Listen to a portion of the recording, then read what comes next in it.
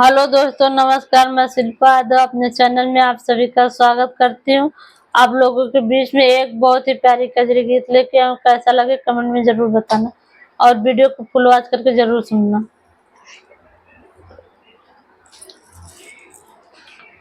छोटी ना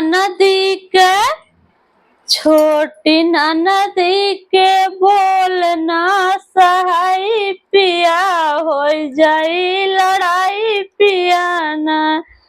छोटी ना नदी के बोलना सहाई पिया हो जाई लड़ाई पिया ना। छोटी ना नदी के बोलना सहाई पिया हो जाई लड़ाई पिया ना।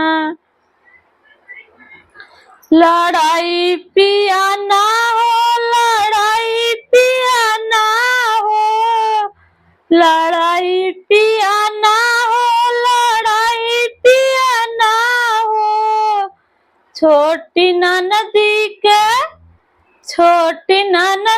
के बोलना सहाई पिया हो जाई लड़ाई पिया ना। छोटी ना नदी के बोलना सहाई पिया हो जाई लड़ाई पिया ना।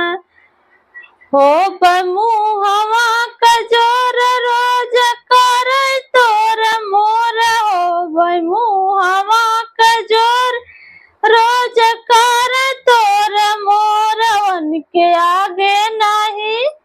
उनके आगे नाही बड़कन के सुनवाई पिया हो जाई लड़ाई पिया ना।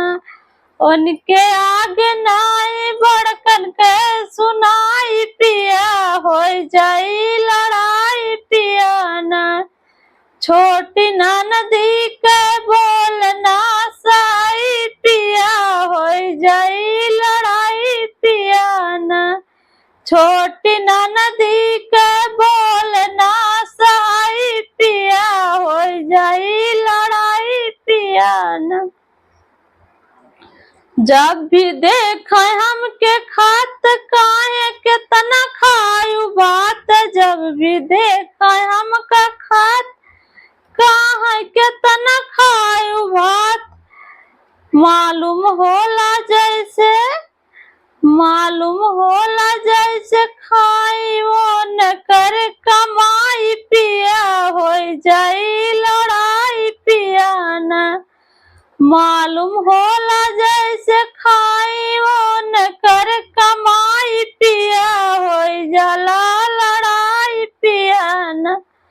छोटी ना नदी के बात ना सहाई पिया हो जाई लड़ाई पिया ना। छोटी ना नदी के बात ना सहाई पिया हो जाई लड़ाई पिया ना। हम करीला जब सिंगार वनकर मुँह बनाव बार बार। हम करीला जब सिंगार मुँह बनाव बार बार। सामर देखी हम कहाँ काली माई पिया हो जाई लड़ाई पिया ना। सामर देखी हम कहाँ काली माई पिया हो जाई लड़ाई पिया ना। छोटी ना नदी के बोलना सहाई पिया हो जाई लड़ाई पिया ना। हम बालमा हमार हमका कहाँ हाल बाबे हाल। बालमा हमार हमका कहाँ हाल बाबे हाल। काम करत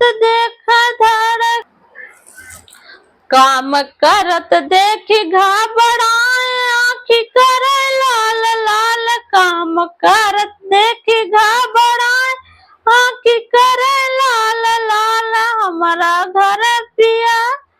हमारा घर पिया बहिया कच कचाई पिया हो जाई लड़ाई पिया ना।